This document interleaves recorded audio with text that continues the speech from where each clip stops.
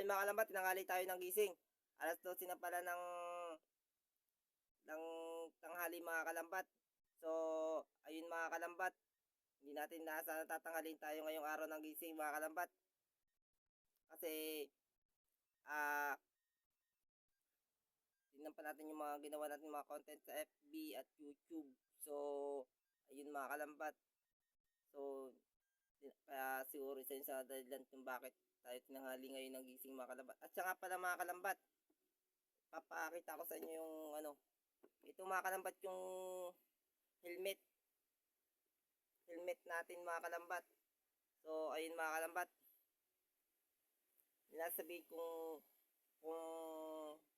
anong halaga ba nitong helmet na ito mga kalambat. Magsusuot tayo ng helmet ngayon mga kalambat. So, ayun mga kalambat. Ayun mga kalambat. Nagsuot tayo ng helmet para ma-experience natin kung paano ba yung may isuot na helmet kapag ka nagbumotor tayo mga kalambat. So, ayun mga kalambat. So, okay naman mga kalambat. Enjoy naman tayo sa ginagawa natin mga kalambat.